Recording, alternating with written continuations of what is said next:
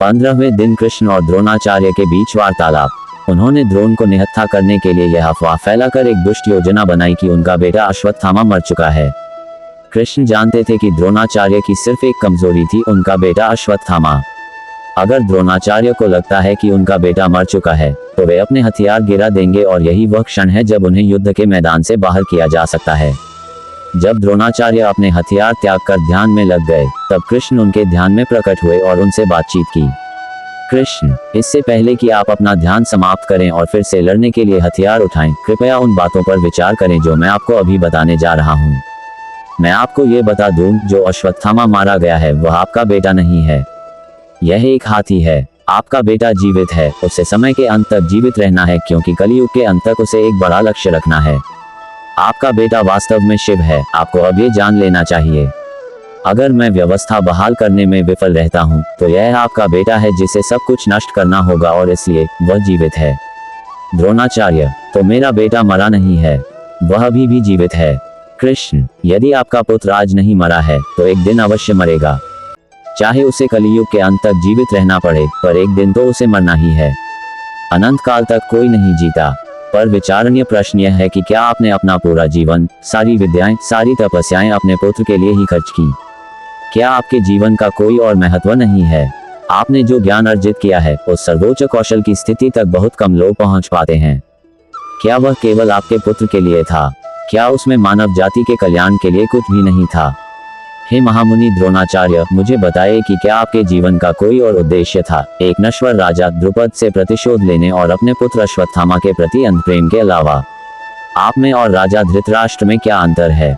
द्रोणाचार्य, इस दुनिया में किसी भी पिता से पूछिए तो आपको जवाब मिलेगा कि एक पिता के लिए उसके बच्चों, बेटा या बेटी से ज्यादा महत्वपूर्ण कुछ नहीं होता।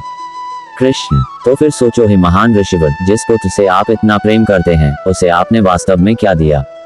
द्रोणाचार्य, मैंने उसे संपत्ति दी है, मैंने उसे शासन करने के लिए एक राज्य दिया है, मैंने उसे हस्तिनापुर के दरबार में जगह दी है और सबसे बढ़कर मैंने उसे सभी प्रकार के हथियारों और युद्ध कला का ज्ञान दिया है। मैंने उसे वह सब कुछ दिया है जो एक पिता को अपने बेटे या बेटी को देना चाहिए। कृष्ण, क्या आपने उसे नैतिक शिक्षाएं दी? क्या आपने उसे सचमुच अपनी सारी शिक्षाएं दे दी? क्या आप शुरू से ही अर्जुन के प्रति पक्षपाती नहीं थे? क्या आपने अपने बेटे को अपनी सारी शिक्षाएं न सिखाने का फैसला किया और बचपन से ही अर्जुन को सभी गुप्त तकनीकों और रहस्यों से लाड़ प्यार करते रहे? क्या आपने अश्वत्थामा को धर्म का ज्ञान दिया? हम सभी जानते हैं कि आपने एकलव्य के साथ क्या किया। आपने उसका दाहिना अंगूठा मान लिया। आपने एक प्रतिभाशाली धनुर्धर का अंगूठा मान लिया, क्योंकि आप अपने शिष्यों और अपने बेटे के प्रति असुरक्षित थे। क्या वह नैतिक रूप से सही था गुरुदेव? आप स्वर्ग में एकलव्य का सामना कैसे करेंगे? क्या आपने कभी इसके बारे में सोचा है? क्या आप स्वर्ग में अभिमन्यु का सामना कर पाएंगे? क्या आप उसके सवालों का जवाब दे पाएंगे? अपने बेटे को अन्यायपूर्वक मारने के बाद आप स्वर्ग में सुभद्रा का सामना कैसे करेंगे? मैं जानता हूँ, हर बच्चे में अर्जुन या कर्ण बनने की क्षमता नहीं होती और इसलिए केवल कुछ ही छात्रों को अपने शिक्षक से पूर्ण ज्ञान प्राप्त करने का अधिकार है। मैं ये भी मानता हूँ कि अश्वत्थामा अर्जुन जितना समर्पित नहीं था और इसलिए अर्जुन ही आपके ज्ञान का एकमात्र पात्र है, आपका अपना पुत्र अश्वत्थामा नहीं। हालांकि आपको अपने बेटे को सही निर्णय लेना सिखाना चाहिए था। आपको अश्वत्थामा को नैतिक रूप से सही और नैतिक रूप से गलत निर्णयों के बीच अंतर करना सिखाना चाहिए था। यदि आपने अपने बेटे को कुछ नैतिकता सिखाई होती, तो वह दुर्योधन के खेमे में धर्म के खिलाफ नहीं लड़ता। युयुत्सु को देखें, वह राजा धृतराष्ट्र और सौगलीक राजसी दासी का पुत्र है, लेकिन वह धर्म की तरफ से लड़ रहा है। ऐसा इसलिए है क्योंकि उसकी मां ने उसे सही नैतिक ज्ञान दिया है। वह अकेला व्यक्ति था जिसने द्रौपदी के अपमान के खिलाफ दरबार में विरोध किया था, जबकि आप और आपका पुत्र चुप थे। युयुत्सु की मां से सीखो गुरुदेव, वह सिर्फ एक नौकर है और आपकी तरह उतनी जानकार नहीं है, लेकिन उसने अपने बेटे का पालन पोषण अच्छी तरह से किया है। द्रोणाचार्य, मैं आपकी बात से सहमत हूँ हे वासुदेव, लेकिन एक बात बताओ, एक पिता अपने बेटे से बहुत प्यार करता है, इसमें क्या बुराई है? क्या उसे अपने बेटे से प्यार करने का पूरा अधिकार नहीं है? कृष्ण, हे महान ऋषि द्रोण, मेरी बात सुनो, सच्चा प्रेम समृद्धि देता है। सच्चा प्रेम व्यक्ति को सही और गलत में अंतर करने में मदद करता है। सच्चा प्रेम और अधर्म एक साथ नहीं रह सकते।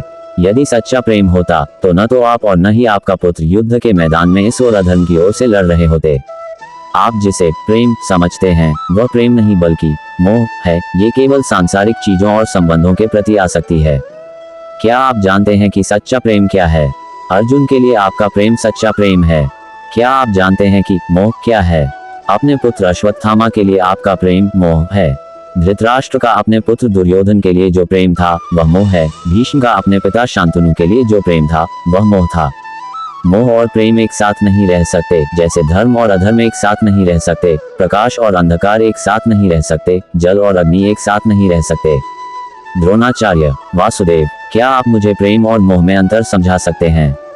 कृष्ण: अवश्य। प्रेम करुणा से आता है, जबकि मोह अहंकार से आता है। प्रेम कहता है मेरे बच्चों को दुनिया की सारी सफलता, वैभव, सुख मिले। मोह अहंकार कहता है मैं अपने बच्चों को दुनिया की सारी सफलता, वैभव और सुख दूंगा। प्रेम कहता है मुझे अपने बच्चों पर गर्व है, चाहे वह सफल हो या न हो, मैं उसे जीवन में ढेर सारी शुभकामनाएं देता हूँ। मोह अहंकार कहता है दुनिया को मेरे बच्चों और उनकी उपलब्धियों पर गर्व होना चाहिए और वह दुनिया का अब तक का सबसे अच्छा बेटा बेटी है। प्रेम मुक्ति देता है गुरुदेव, मोह आसक्ति देता है। प्रेम धर्म है, मोह अधर्म है। जब आप अपने बेटे को गाय का दूध नहीं दे पाए तो आपने अपनी साधना छोड़ दी और अपने पुराने मित्र राजा द्रुपद से बदला लेने के लिए यात्रा पर निकल पड़े। हे गुरुदेव, ये बहुत बड़ी भूल है। आप ब्राह्मण हैं, आपके जीवन का उद्देश्य ज्ञान का उपभोग करना और दूसरों को शिक्षा देकर उन्हें अज्ञान से मुक्त करना है। हालांकि आप धर्म से भटक गए और एक अलग ही राह पर चल पड़े। यदि आप सच्चे ब्राह्मण होते तो आप द्रुपद को क्षमा कर देते। यदि आप सच्चे ब्राह्मण होते तो आप अपने बेटे को सिखाते कि उसके पास जो कुछ भी है उसमें कृतज्ञ कैसे रहना है और गाय के दूध के बिना संतुष्ट और संतुष्ट कैसे रहना है, जिसे आपका बेटा बहुत चाहता था। अपने बच्चे के भविष्य को सुरक्षित करने और भौतिक सुखों की व्यवस्था करने के लिए आप उसका चरित्र सुरक्षित करना भूल गए। आप उसे नैतिकता सिखाना भूल गए, आप उसे धर्म सिखाना भूल गए, वह मूलभूत ज्ञान जो हर पिता को अपने बेटे को सिखाना चाहिए ताकि वह जीने लायक जीवन जी सके। यह आपके अहंकार, द्रुपद के प्रति आपके प्रतिशोध, भौतिक लक्ष्यों के प्रति आपकी लालसा, सफलता की आपकी कल्पित परिभाषा के कारण है। आपने अपने बच्चे के धर्म को नष्ट कर दिया। आपने उसे लालच, लोभ, क्रोध, भय और असुरक्षा सिखाई। आप कभी भी गुरु नहीं बने, आप हमेशा अपने बेटे के लिए पिता रहे। द्रोणाचार्य: मैंने जीवन भर अपने विद्यार्थियों को पूर्ण बनाने का प्रयास किया है। इसी के लिए मैंने अपना पूरा जीवन समर्पित कर दिया है। कृष्ण: एक सच्चा गुरु वह व्यक्ति है जो शिक्षा दान करता है। वह शिक्षा का व्यापार नहीं करता। एक गुरु केवल दक्षिणा, भेंट की उम्मीद कर सकता है, लेकिन मूल्य का दावा नहीं कर सकता। आपने अपने शिष्यों के साथ ज्ञान का व्यापार किया है। एक पल के लिए इसके बारे में सोचें, आप अपने शिष्यों को मुफ्त में ज्ञान देने के लिए यहाँ नहीं थे। आप अपने शिष्यों के साथ ज्ञान का व्यापार करने और द्रुपद की सेना के खिलाफ प्रतिशोध लेने के लिए यहाँ थे। आपने अपने नियोक्ता हस्तिनापुर को स्वार्थी उद्देश्यों को पूरा करने के लिए एक मंच के रूप में इस्तेमाल किया। गुरुदेव, आप एक व्यवसायी हैं, आप ब्राह्मण नहीं हैं। दुनिया आपको एक प्रसिद्ध ब्राह्मण मानती है, लेकिन जहां तक मेरी नजर है आप एक चतुर व्यवसायी हैं। आपने न केवल क्षत्रिय वर्ग को व्यक्तिगत प्रतिशोध के लिए उकसाकर उनकी नैतिकता को भ्रष्ट किया है, बल्कि आपने गुरु शिष्य के रिश्ते की परंपरा को भी भ्रष्ट किया है। ये सब तुम्हारे अहंकार का परिणाम है कि तुम दुनिया को और द्रुपद को कुछ साबित करना चाहते हो। जिस व्यक्ति के हृदय में अहंकार, लोभ, क्रोध, गुस्सा और ईर्ष्या है वह कभी गुरु नहीं बन सकता। द्रोणाचार्य: मैं आपकी बात समझ गया वासुदेव। बताओ अब मुझे क्या करना चाहिए ताकि कम से कम धर्म की मर्यादा का पालन तो हो सके। कृष्ण: सबसे पहले गुरुदेव अपना अहंकार छोड़ो। अहंकार असली नहीं है। इस युद्ध के मैदान में कोई भी योद्धा आपको तब नहीं हरा सकता जब आप हथियारबंद हों। वहीं इस युद्ध के मैदान में कोई भी योद्धा आपकी जान लेने की हिम्मत नहीं रखता जब आप निहत्थे हों। ऐसा इसलिए है क्योंकि आप ब्राह्मण हैं। लेकिन सारा अहंकार छोड़कर एक पल के लिए सोचिए, क्या आप वाकई ब्राह्मण थे? क्या आपने वाकई वही किया जो एक ब्राह्मण को करना चाहिए? द्रोणाचार्य: नहीं, मैं ऐसा नहीं था। मुझे अब इसका एहसास हुआ है। कृष्ण: बहुत बढ़िया। तो इस समय आपका धर्म है कि आप आगे बढ़ें और महान उद्देश्य की ओर बाधा न बने। कोई भी आपको आपके अलावा हटा नहीं सकता। अगर आप फिर से युद्ध करने लगते हैं तो आप फिर से अधर्म करेंगे। जैसे नदी में डूबता हुआ आदमी लकड़ी के तैरते हुए लट्ठे को सहारा देता है, वैसे ही आपको इस समय अपने धर्म को सहारा देना चाहिए। आपका धर्म है कि आप युद्ध के मैदान से खुद को हटा लें, क्योंकि आप गलत पक्ष से लड़ रहे हैं। इसका एकमात्र तरीका है आप ध्यान करते समय धृष्टद्युम्न को अपना सिर काटने दें, क्योंकि वह इस युद्ध के मैदान में एकमात्र योद्धा है जो ये कार्य कर सकता है। और अगर आप ध्यान करना बंद कर देते हैं और उठ खड़े होते हैं तो उसके पास ऐसा करने का साहस नहीं होगा। द्रोणाचार्य, मैं तैयार हूँ और मैं आपके निर्णय से सहमत हूँ। मुझे ये सबक सिखाने के लिए धन्यवाद वासुदेव। काश मुझे ये बात बहुत पहले ही समझ आ जाती। काश मुझे वापस जाने का मौका मिलता और मैं चीजें अलग तरह से करता। कृष्ण, दुनिया हमेशा आपको किसी विशेष कला में उत्कृष्टता और निपुणता के लिए याद रखेगी। अगर आप ऐसा चाहते हैं तो अपने धर्म का पालन करें।